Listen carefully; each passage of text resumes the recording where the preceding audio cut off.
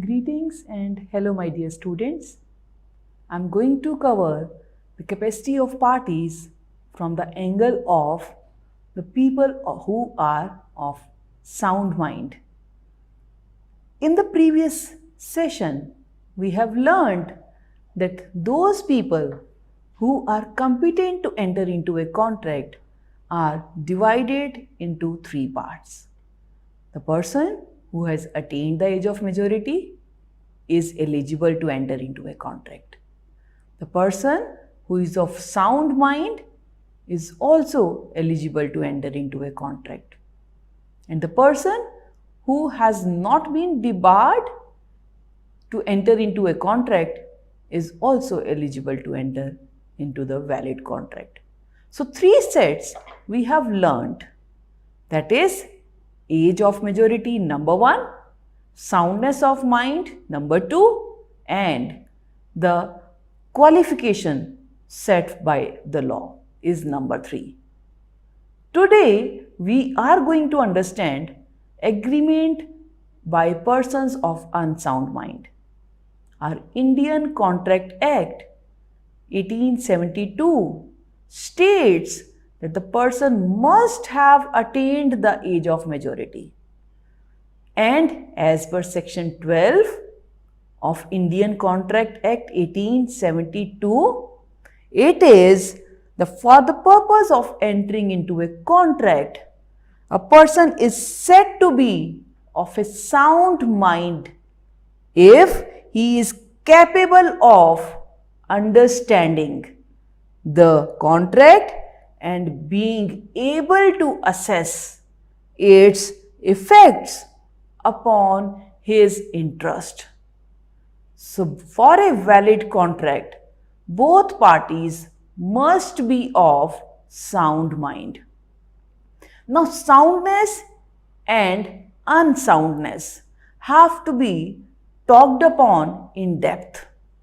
Any individual may be considered of unsound mind if that person does not have cognitive or decision making capacity. So, when they are not able to apply their own brain to understand the purpose of the contract, nature of the contract, terms and conditions of the contract, whether because of any reason, maybe as mental illness, as developmental delays, or any related issue, if any treatment is going on. A person who has signed a contract under the influence of drugs, alcohol, is considered as temporarily of unsound mind. So, such contracts, when they are created, will not be considered as valid contract. Now, you need to understand, it is very, very important, person must be of sound mind.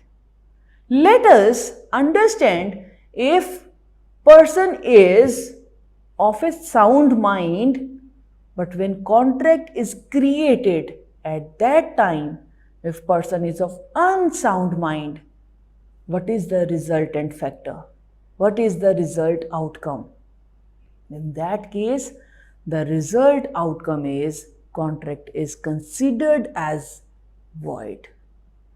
That means generally the person is of sound mind, but when contract is created, at that time he is of unsound mind, then the result outcome is void contract.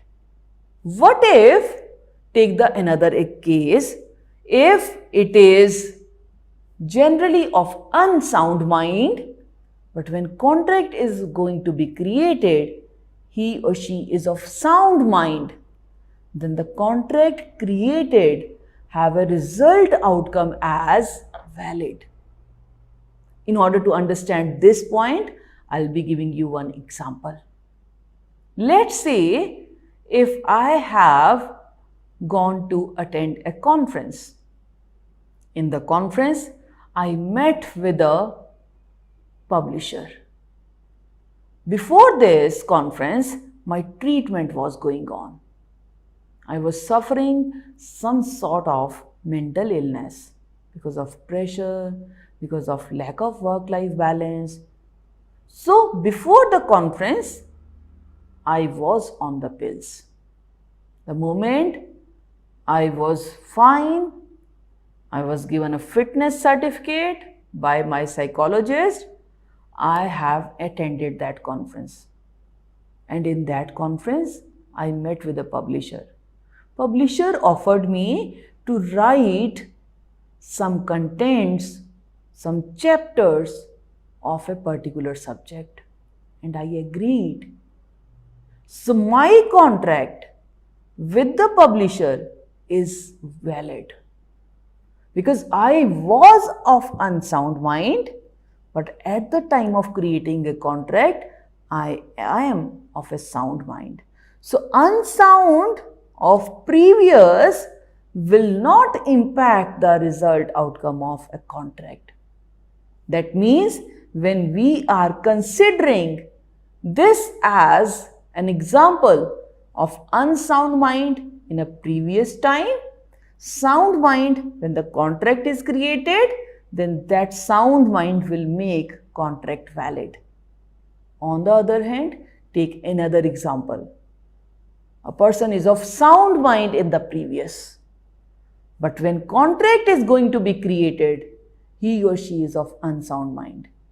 So if a person is drunkard and in that environment, you have created a contract for your own benefit. Let's say there are 10 shops that belong to one property dealer. In one fine day, you have invited him for a party. He has taken alcohol. Now, alcohol, wine will make your mind sleepy, will not be able to understand the terms. Now, once he is in the condition of sleepiness, that person will not be able to understand that you are dealing with one of the shop. So you said, I want to buy your shop. And he said, okay, fine. So the purpose of the contract, terms of the contract, consideration involved in the contract will not be a clear aspect to the property dealer. In that case, at the time of creating a contract, he is drunkard, he is not of a sound mind, then such contracts are not valid. They are void. So when we are saying this soundness versus unsoundness, the result impact will be changed. That means if person is of sound mind, but at the time of creating a contract is of unsound mind, then that unsound mind will make a contract void. If person was of unsound mind, second instance, and is now of sound mind, will make a contract valid. So you need to understand the time when person is entering into a contract. At the time, if he or she is of sound mind, so time of creating a contract is important irrespective of past timing. So past consideration, past timing, previous era is not important.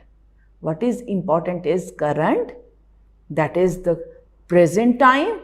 If at present time person is of sound mind, is making a contract valid, and at present time person is of unsound mind, then that is void, completely void. Third set is the persons who are disqualified by law.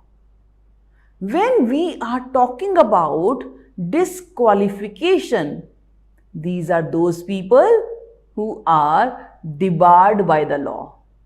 When I say disqualified, it means there is some sort of civil liability, criminal liability, or both and proceedings are going on in any of the law.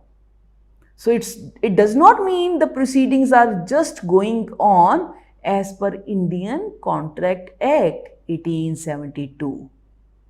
It may be the person is disqualified either by Sales of Goods Act, Indian Partnership Act, Indian Penal Code.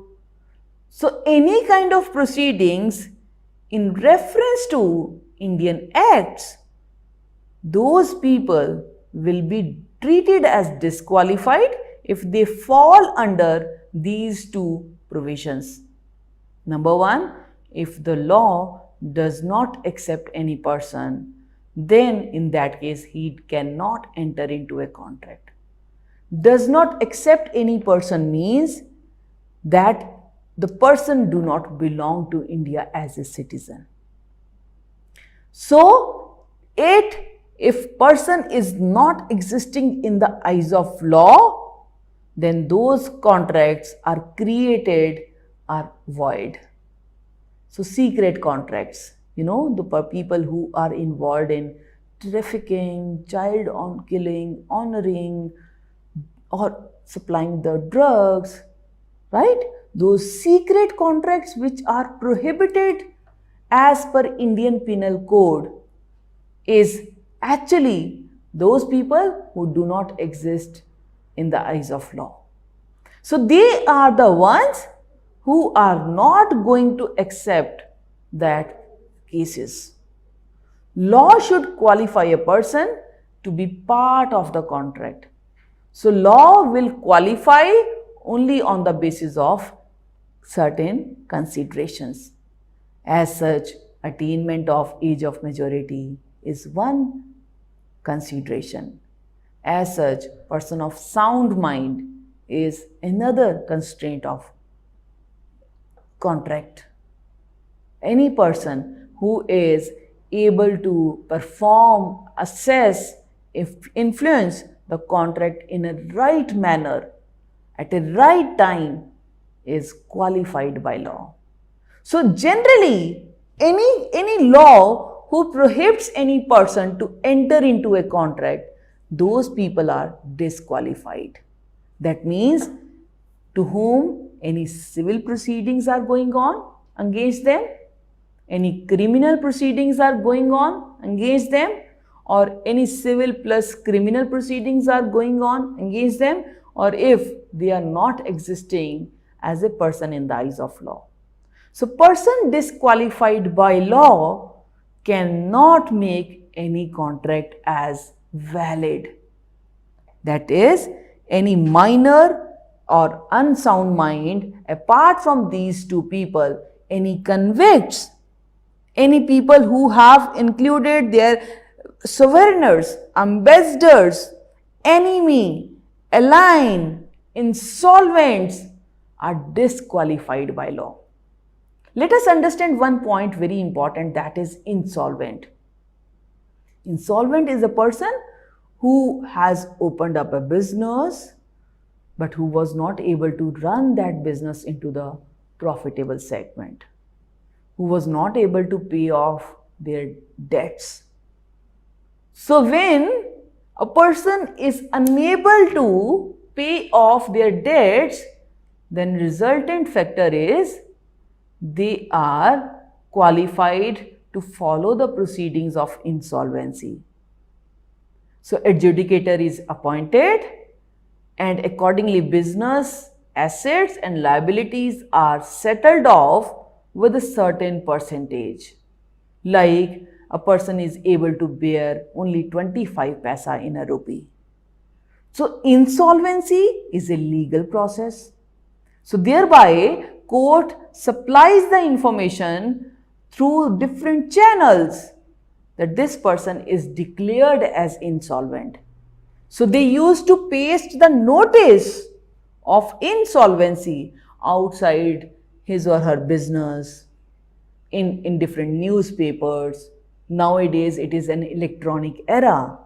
So onto different digital platforms. So we have MCA, Ministry of Corporate Affairs. So we know there are e-challans, e-proceedings, e-adjudications, e-registrations nowadays. So Ministry of Corporate Affairs take the responsibility to supply the information onto different channels that this person, this company is declared as insolvent. So if you enter into a contract with an insolvent, then that contract is void. So persons who are disqualified by law, they are getting published into different channels. So channels are from traditional manual to electronic. So they are the ones where people are disqualified, debarred to enter into a contract. And if they enter into a contract, then such contracts are not valid. Such contracts are not legal. Such contracts cannot be sued in any of the court, whether it is district, high or supreme. If you are creating a contract with lunatic person, lunatic is who is not able to control his or her mind. Look at this picture. When we talk of lunatic, it is the one who is not able to understand the effect of the contract, the nature of the contract, the proximity to perform the contract. So he is the one who is just as lunatic. That means when a person is trying to have a suicide attempt, that person is lunatic. So you cannot create a contract with lunatic because mental quotient, that is MQ plus IQ, intellectual quotient, intelligent quotient, both are missing. So lunatic is a person who is not able to assess the impact of the contract. After all, contract involves two parties and contract is for a purpose where parties need to perform the obligation, fulfill the obligations. So they must know contract is created for this purpose, for this time, for supplying of these things with these considerations. And if person is not able to understand all these four, then the contract created is void. So lunatic is a person who is having the MQ, that is mental quotient, and IQ, that is intelligent quotient, is missing. So lunatic is not able to assess the effect of the contract. He or she is the one who will not be able to perform for the contract. I give you an example.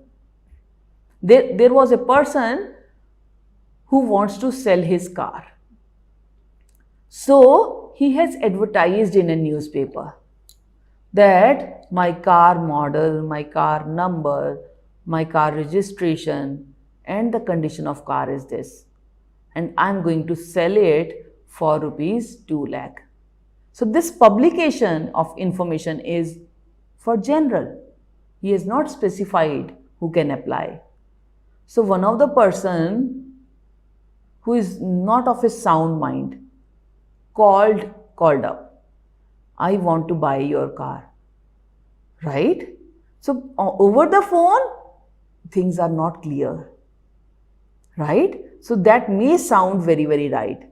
So when that person meets him in reality, that who has advertised the information, let's say Ram has advertised this information and one of the customer, Mohan, calls up to Ram that I need this car. So Ram fixes up a meeting. While fixing a meeting, Ram meets Mohan and able to understand that he is not aware of any of these things, like what car is, what is meant for. Generally, when you talk, you assess the mental quotient of a person. So do you know if that person is asking any particular question in terms of engine, capacity or airbag? So those questions make a sense if person is asking. So you are selling a car and Mohan is asking you the question related to truck. So that is the ability to assess the MQ and IQ. So you have assessed it that he is asking you about the truck instead of car. So mental quotient is not present. Intelligent quotient is not visible. In that case, if you enter into a contract with Mohan, then that falls under the category of lunatic. Second is idiots. Yes, when we talk of idiots, again, we need to be very, very specific that if we are creating a contract with idiots, it will result into void. So, idiots are those who are not able to assess the current phenomena. So, they may be behaving abnormal, they may be sounding abnormal, and they are the ones who are not able to assess, evaluate, analyze the contract in depth. So, if you create a contract with these people, again it is void. Third picture is again very important. Drunken or intoxicated persons. Now, when we talk of drunken or intoxicated person, they are the ones who are taking some sort of pills, using some sort of alcohol, wines, and they are in that zone only.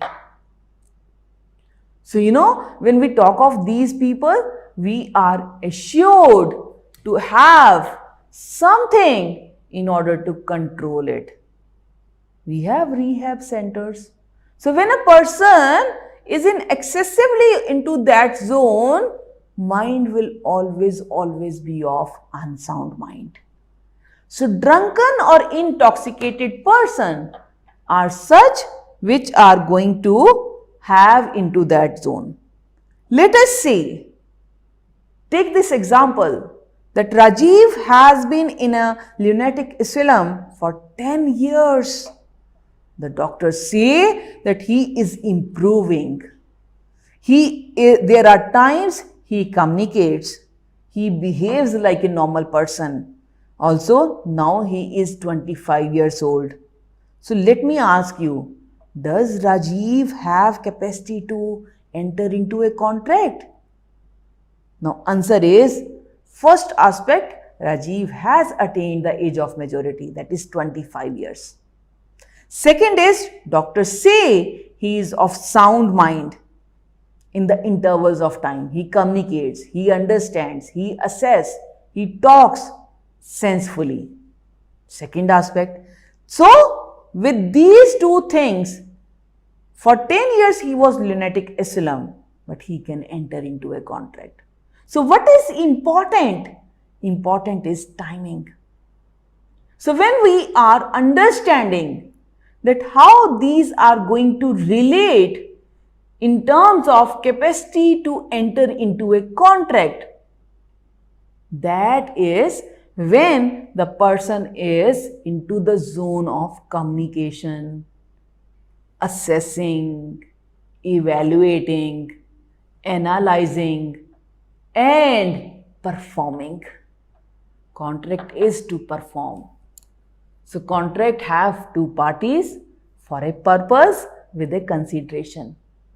So, when we talk of these general valid points in terms of essentials of a contract, if that falls under the capacity to enter into a contract, the competent to enter into a contract is the one who is going to deal with these scenarios to make a valid contract. What if person is drunken and in the morning he or she is fine? So at that time they meet different people, they communicate, they assess, they enter into a contract, those contracts are valid. But the moment they are using that intoxicated alcohols, drugs, then in that case, those contracts will not be valid. So I'll be giving you certain questions and answers to make my lecture interactive. Let us understand that if any person who is at the age of 17 years, 11 months, 20 days, and he goes to enter into a contract. So, the information in the contract bulletin is that we are looking after these people, and the last day to apply for this contract is 1 month. He went there, he took out the information, he took out the form, he filled out the form and submitted after 28 days, because there was a deadline to submit the form after a month, within a month. So after 28 days, he submits his application for that contract. So when there was a contractor who was checking out the application, that contractor saw that this person should be called for the interview. They called up, they met with the person. So this contract is of singing contract, where the contract is of 1 year, and that singer is supposed to sing for that firm for 1 year. So singing round was all cleared. Then there was a round of intellectual discussion, that was all clear. And then looking out the scenario when form was out and when he applies, what do you see? What do you think? Whether the person is capable to enter into a contract? The answer is yes. That means when he went to collect the form, he was 17 years, 11 months and 20 days. And the last day to apply for the form is within 1 month of the publication of information. So he submitted the form after 28 days. So by that time, he was 18 years and again 10 days. So 18 years is important. So such contract is very much valid. What if person is 17 years, 11 months, 20 days and he submits the application after 5 days? Still, there are 5 more days to attain the age of 18. In that case, the contract is void. So what I am trying to explain you, the contract has to be understood from the angle of soundness of mind, attaining the age of majority, and the people who are not disqualified to enter into a contract. That means when we are talking of these 3 subsets which are important, which are pivotal, which are critical and crucial to enter into a contract, to make a contract valid, is prerequisite. So capacity of parties should be understood from the angle of age of majority, number 1, soundness of mind, number 2, and people qualified by the law, number 3. So in those set of skill, competence, ability is what capacity is created, capacity is emerged for. So I would like to conclude my session in terms of explaining what is capacity, who can enter into a contract, what is the position of the minor, and how to create a valid legal contract. So capacity is equal to your ability plus competence plus skill set. Age of majority is equal to generally 18 years, but in certain exceptions where court is taking care of your property, where court is acting as a guardianship of your infant child, in that case, age of majority is 21 years instead of 18 years. And if minor is entering into a contract, yes, minor is receiving the benefits, those contracts are valid. But if minor is bearing the compensation or asking for the necessity, then in those cases, court decides these contracts are not valid. But for the necessities, contracts are valid.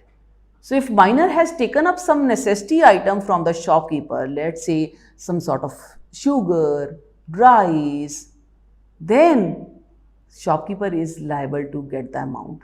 So for necessity items, minor is responsible, minor is liable.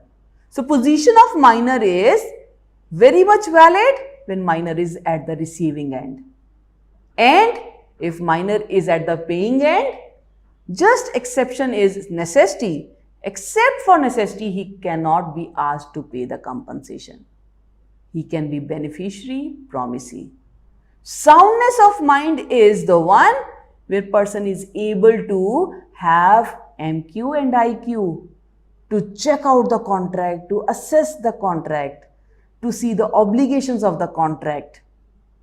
And very, very important, where we must know that if any person who is disqualified by law, such as lunatic, idiot, drunkard, convicts, aligned enemies, sovereigners, brand ambassadors, these people are, or any person whom civil liability, criminal liability, or both are going against him or her.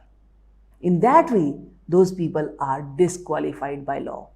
So, when you create a contract with these people, minor, unsound mind, or disqualified by law, then in that case, contract is void ab initio from the beginning. Thank you so much. Enjoy learning, enjoy reading, and have fun. Thank you.